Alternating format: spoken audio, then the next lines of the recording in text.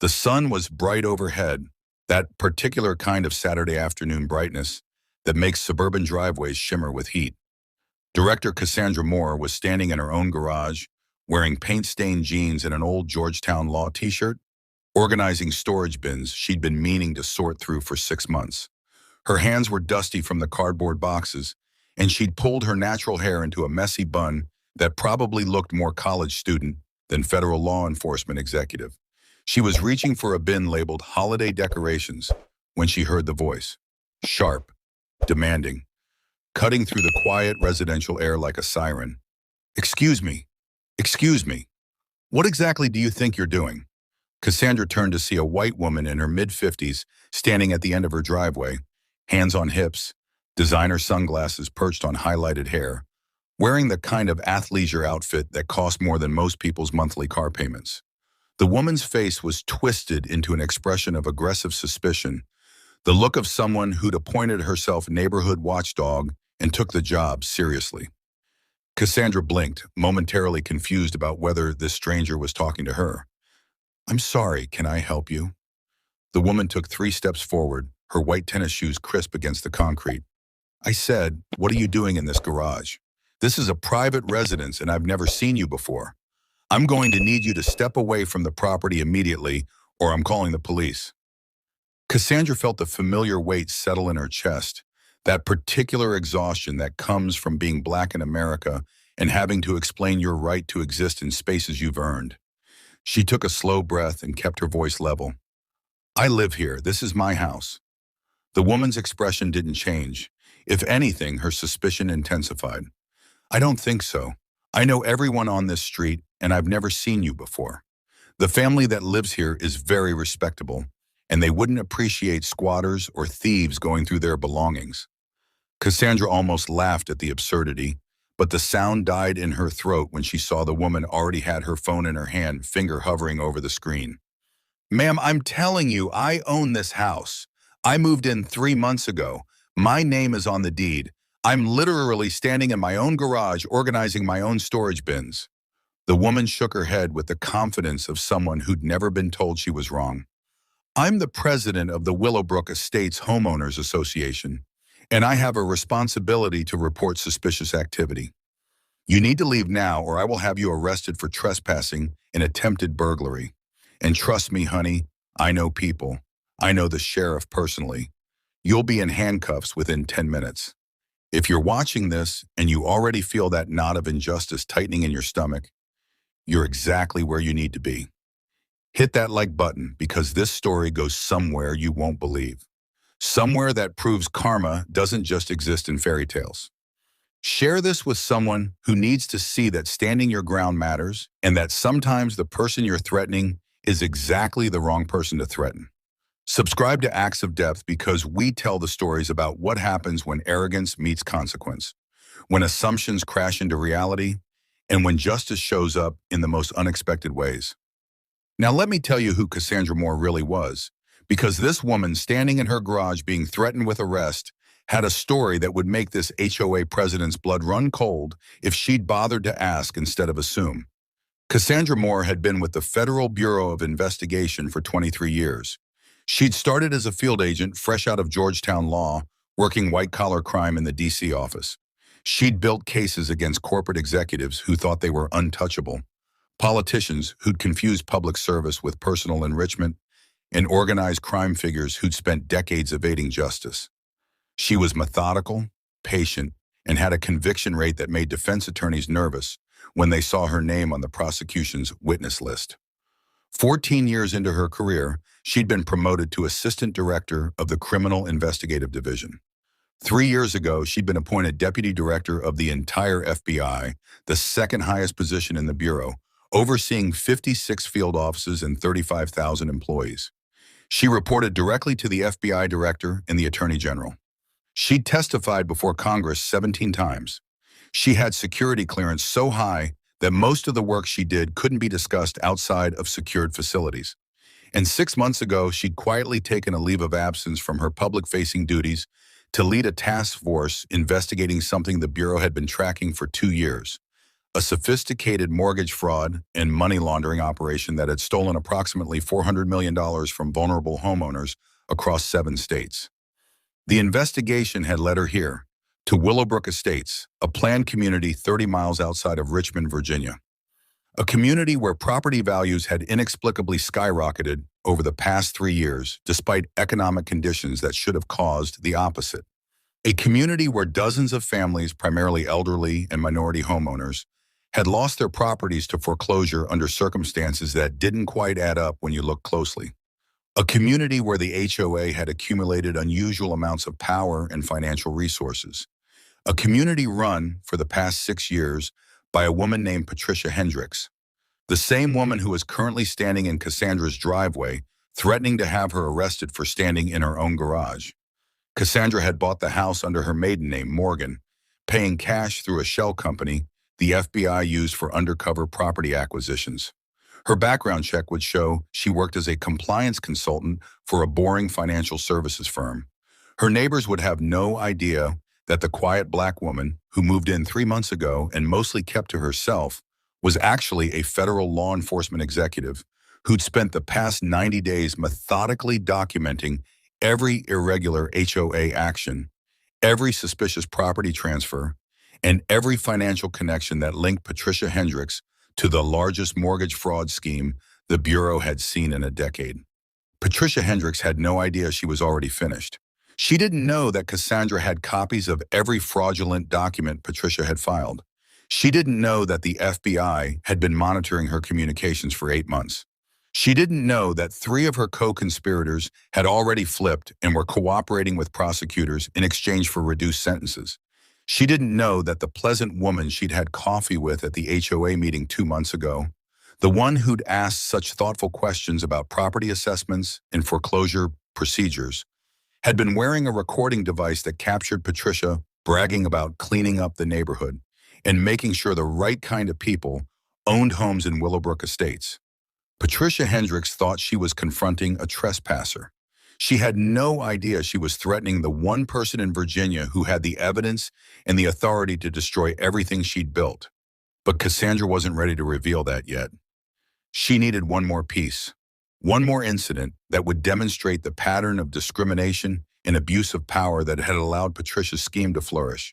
And here was Patricia, walking right into the trap, providing evidence in real time on a sunny Saturday afternoon. Cassandra kept her voice calm, reasonable, the tone she'd perfected in hundreds of interrogations. Ms. Hendricks, I understand you're concerned about the neighborhood. I appreciate that, but I really do live here. If you'd like, I can show you my ID and the deed to the property. Patricia's face flushed red. How do you know my name? Have you been stalking me?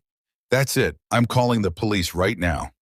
She dialed with exaggerated movements, making sure Cassandra saw every button press. Cassandra noticed the small camera mounted on her garage, the one she'd installed specifically for moments like this, the one currently recording everything in high definition. Patricia spoke into her phone with the authoritative tone of someone who'd never been told no by law enforcement. Yes, hello, this is Patricia Hendricks calling from 847 Maple Ridge Drive in Willowbrook Estates. I need an officer immediately. There's a woman trespassing in one of our community's homes. She's going through the garage. She's clearly burglarizing the property. Yes, she's still here. Black female, 30s, about 5'7". She's being aggressive and confrontational. I feel very threatened. Please hurry.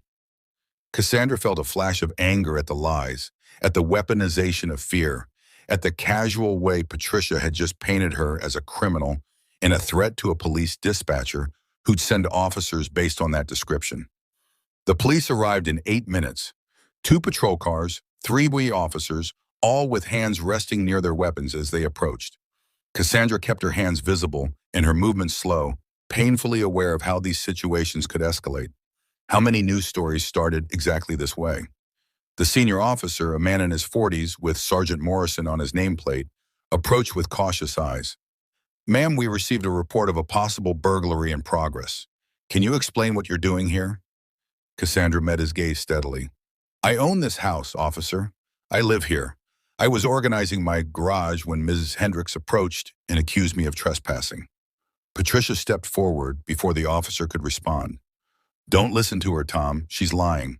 I know everyone in this neighborhood, and I've never seen her before. The real owners wouldn't tolerate someone squatting in their property. Sergeant Morrison's expression shifted slightly at the use of his first name, the familiarity that suggested Patricia had called in complaints before. Ma'am, do you have identification and proof of ownership? Cassandra nodded slowly. I do. It's inside the house. May I go get it? She saw the officers exchange glances, the calculation happening behind their eyes. I'll accompany you, Morrison said. Officers, please stay here with garage into the house, acutely aware that he was watching her movements, his hand still hovering near his service weapon. She kept her movements deliberate and unthreatening as she walked to the kitchen counter where she'd left her purse that morning. She pulled out her wallet and handed him her driver's license. He examined it carefully, and she saw the moment his eyes caught the address, 847 Maple Ridge Drive. His expression shifted to confusion. This is your current address? Yes, sir, it is. And you said you own the property? I do. She pulled out her phone, opened her Files app, and showed him a PDF of the deed. He read it carefully, then looked back at her with an expression that was one part embarrassment and two parts frustration. Ms. Morgan, I apologize for the confusion. Obviously, you have every right to be here. I'll explain the situation to Ms. Hendricks. Cassandra made a decision in that moment, one she'd been planning for, but hadn't expected to execute quite this soon. Sergeant Morrison, before we go back out there, there's something you should know. She reached into her purse and pulled out her federal credentials, the ones she'd kept hidden for 3 months. She flipped open the leather case to reveal her FBI badge and identification card. My name is Cassandra Moore. I'm the Deputy Director of the Federal Bureau of Investigation, and I'm currently leading an investigation into mortgage fraud and HOA corruption in this community. What just happened out there, Ms. Hendricks calling the police on a black homeowner engaged in legal activity on her own property, is part of a pattern of discriminatory behavior that has enabled a criminal enterprise.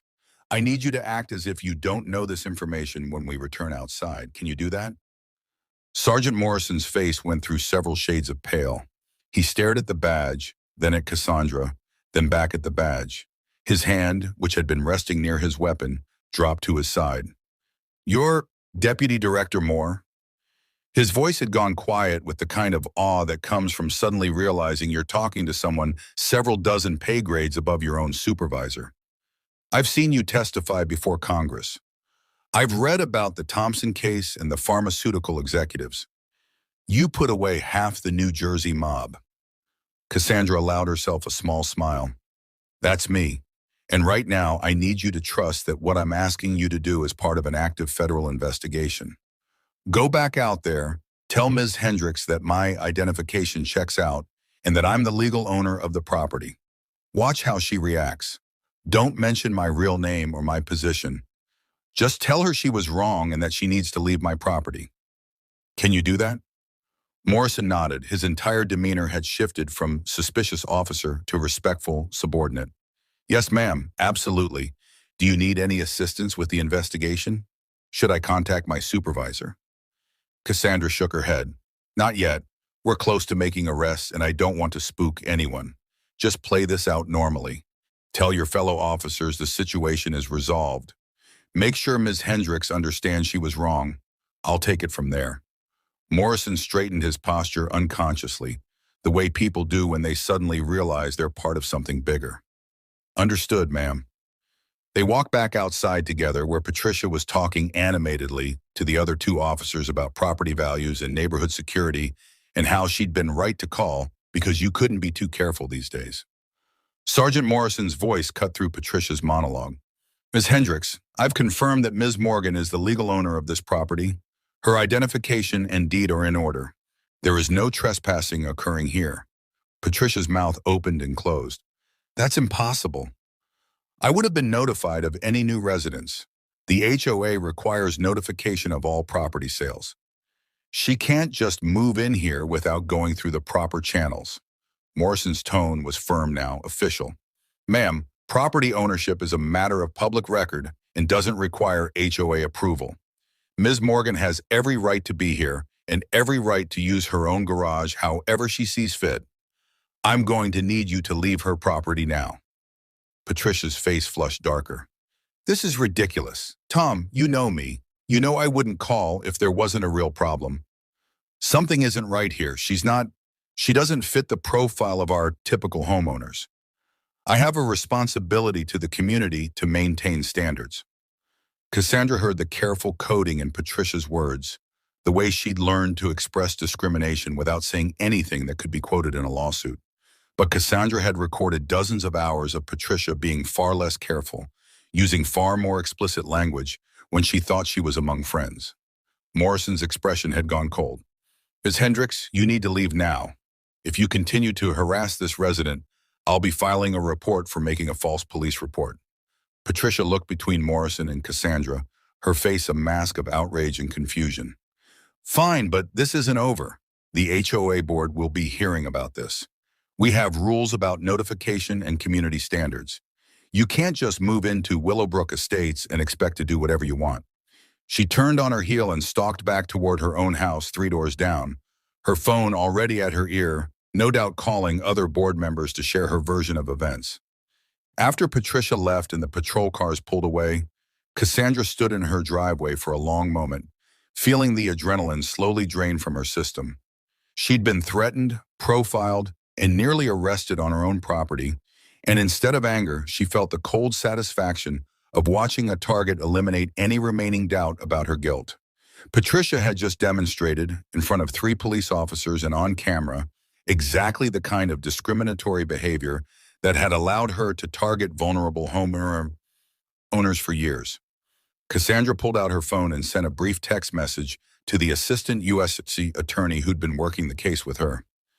"Incident occurred. Documented. Recommend we move up timeline." The response came within 60 seconds. "Warrants are ready. Green light for Monday morning." Cassandra looked down the street toward Patricia's house, a large colonial with elaborate landscaping and a 3-car garage.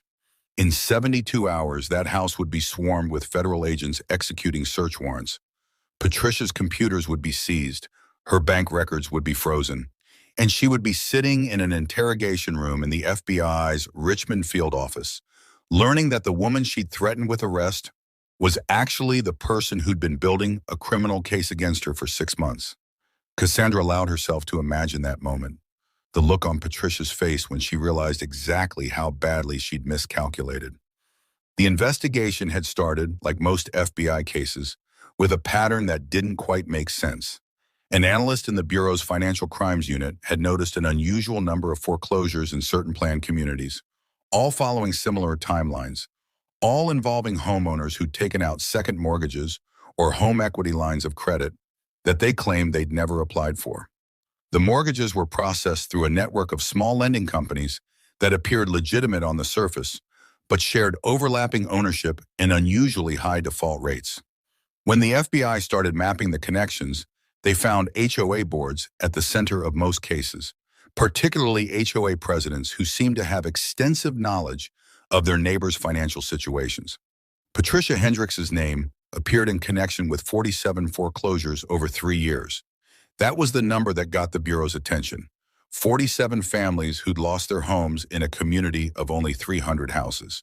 47 foreclosures where the properties were subsequently purchased at auction by shell companies that were, when you trace the paperwork back far enough, controlled by Patricia and her business partners. The families who lost their homes were disproportionately elderly, minority, or both. People who might not fully understand the paperwork they were signing. People who might not have lawyers on speed dial. People who could be pressured, confused, or frightened into deals that benefited everyone except them. Cassandra had volunteered to go undercover because this case felt personal in a way that most of her work didn't anymore. At her level, she usually coordinated investigations from conference rooms and secure facilities, reviewing reports and making strategic decisions, but rarely getting her hands dirty with actual fieldwork. But this case reminded her why she joined the FBI in the first place. Her own grandmother had lost her house to a predatory lending scheme when Cassandra was in college, a beautiful row house in Philadelphia that had been in their family for 40 years, stolen through paperwork her grandmother hadn't understood, and penalties that multiplied faster than she could pay them. Cassandra had been powerless to stop it then, a 20-year-old student who knew something was wrong but didn't have the knowledge or resources to fight back. She'd watched her grandmother move into a cramped apartment, seen the light dim in her eyes, heard her apologize for losing the house that was supposed to be Cassandra's inheritance someday. That loss had fueled every case Cassandra worked, every fraud investigation she led, every criminal she helped put away. And when she saw Patricia Hendricks' pattern of targeting the same kind of vulnerable people who'd victimized her grandmother, she'd made the decision to take 3 months away from her executive duties and become just another resident of Willowbrook Estates. The deputy director of the FBI spending her Saturday mornings at HOA meetings and her afternoons organizing a garage, all to get close enough to document exactly how Patricia operated. The Monday morning raid was executed with the precision that comes from months of planning. Cassandra wasn't there for the actual arrest. She was in the FBI's Richmond field office, watching the operation unfold through body camera feeds and listening to radio traffic as 23 agents simultaneously executed search warrants at Patricia's house, her office, and the offices of 3 lending companies connected to the scheme. She watched Patricia answer her door in a silk bathrobe, confusion turning to fear as agents identified themselves and presented the warrant. She listened as Patricia demanded to speak to her lawyer, her voice climbing to a pitch that suggested she was beginning to understand just how much trouble she was in.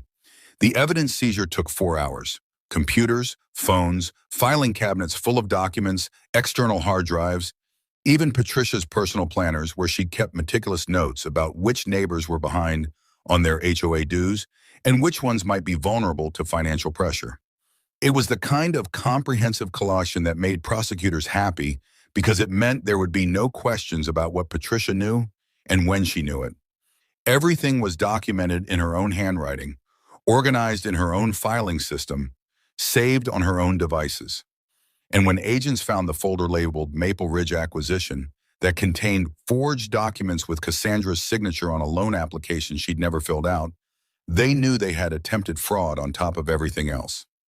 Patricia was brought to the field office at 1:30 in the afternoon. Cassandra watched through the one-way glass as agents escorted her into the interrogation room, still wearing the expensive athleisure outfit she'd thrown on after they told her she needed to come in for questioning.